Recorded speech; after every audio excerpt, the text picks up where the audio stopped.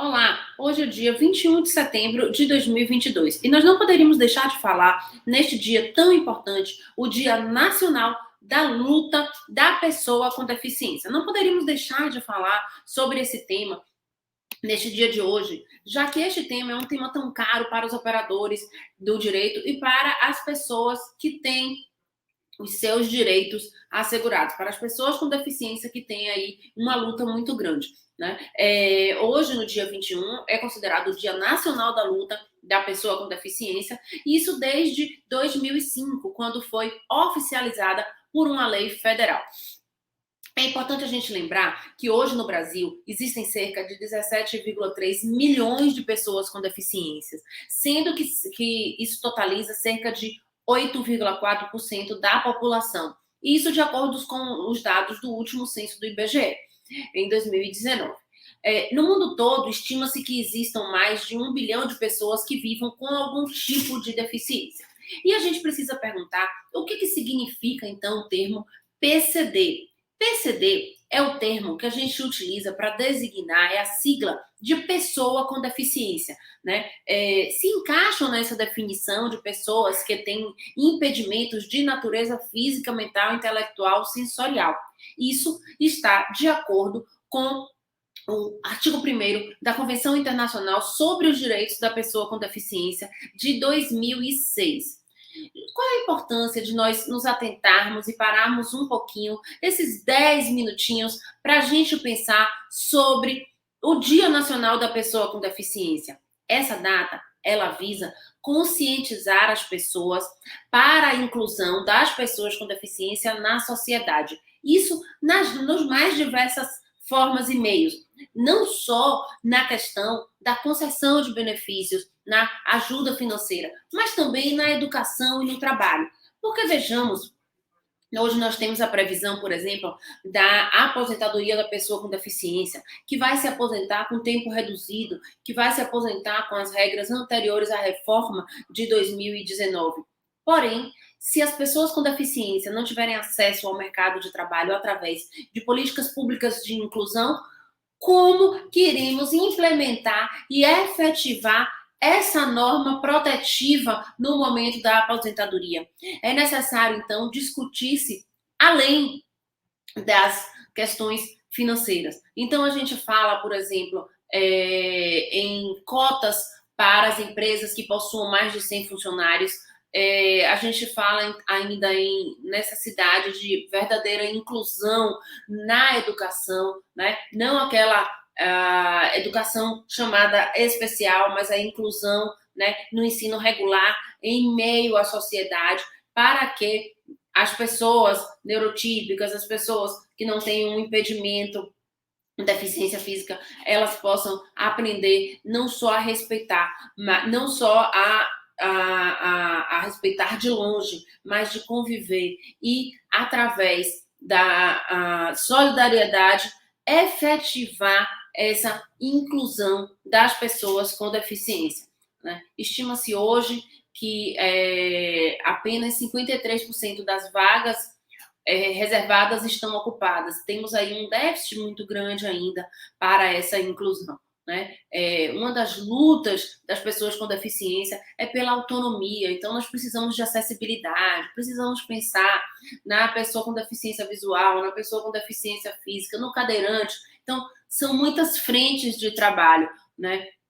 E que nós, operadores do direito, que nós, previdenciaristas, estamos atentos, somando essa luta, né, para que a gente possa assegurar os direitos. A gente não pode se esquecer também que reverbera no direito previdenciário não apenas a aposentadoria da pessoa com deficiência, mas também a concessão do benefício assistencial para as pessoas com deficiência, né? Que nós possamos a cada dia mais conceder, né, à sociedade, né, o INSS, enquanto sociedade, enquanto representante da sociedade, conceder mais aposentadorias a pessoas com deficiência do que benefícios assistenciais. Isso só se dará através da inclusão social, inclusão dessas pessoas neste mercado e neste universo do trabalho. A gente ainda precisa falar um pouquinho sobre o termo do capacitismo, né? O capacitismo é esse preconceito contra as pessoas com deficiência, né? Contra os PCDs. São expressões que são utilizadas no nosso dia a dia, né? O capacitismo ele vai se revelar em qualquer fala ou ação discriminatória ou preconceituosa contra as pessoas com deficiência. A gente vai ter, por exemplo, expressões como João sem braço, né? E você vai ter também ações capacitistas, né? É quando a gente trata a pessoa com deficiência, como a gente diz na Bahia, como café com leite, né? Dando uma segunda chance. E isso não tem a ver com a política de cotas, mas tem a ver efetivamente com o preconceito, como se a pessoa com deficiência não fosse capaz de fazer e de realizar. O que nós sabemos hoje que não é assim. Precisamos, então, vencer, ultrapassar essa fase, né, de tanto preconceito e de tanta dificuldade que essas pessoas têm enfrentado. Mas vamos ainda aproveitar hoje e falar um pouquinho sobre uma decisão do TRF4, né? O TRF4, ele suspendeu uma decisão judicial que determinava a reabertura de um processo do INSS. O que é que aconteceu? Foi encerrado o processo administrativo de um pedido de aposentadoria e foi ajuizada uma ação judicial porque esse pedido havia sido negado. Na primeira instância, no âmbito da competência delegada, a Vara Judicial da Comarca de São Sebastião do Caí, no Rio Grande do Sul, determinou que o INSS reabrisse o processo e realizasse uma oitiva de testemunha com o fim específico de comprovar o trabalho exercido por aquele autor, né, pelo segurado que visava uma aposentadoria. No Tribunal Regional da 4ª Região, se compreendeu que não é possível, né, diante de uma ação judicial já ajuizada, já sendo tramitada, que se exija do INSS a reabertura do processo para, então, efetuar uma justificação administrativa com vistas a comprovar um tempo de contribuição.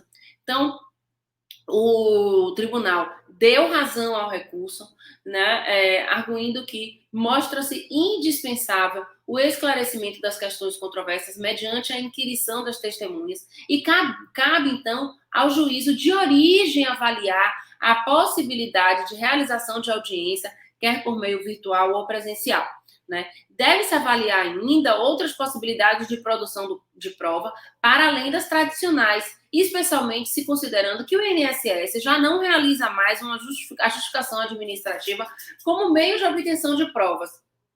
Inviabilizar que se transfira tal atribuição, mormente, quando pendente de ação judicial. Então, concluiu a 6ª turma do TRF4, que nesses casos em que já há uma ação judicial, não há por que se determinar a reabertura do processo para instrução processual administrativa, devendo essa instrução ser feita no âmbito do processo judicial. Estejamos, então, atentos, colegas e segurados, à forma como nós vamos manejar os nossos pedidos, né? Quais são os pedidos que nós vamos fazer? Porque perceba que aqui, nesse caso, perdeu-se muito mais tempo, determinando, então, uma justificação administrativa que não vai ser feita, que não vai ser realizada. E também não foi marcada nenhuma audiência. E, enquanto isso, o segurado não teve a sua garantia principal, o fim último do processo administrativo e do próprio processo judicial, que é a concessão da aposentadoria, né? A tão sonhada aposentadoria. Bom, hoje nós ficamos por aqui, lembrando mais uma vez, parabenizando a luta, né, todas aquelas pessoas com deficiência que têm aí bravamente lutado pelo seu espaço, pelo respeito, né, e pelo reconhecimento do seu potencial na nossa sociedade.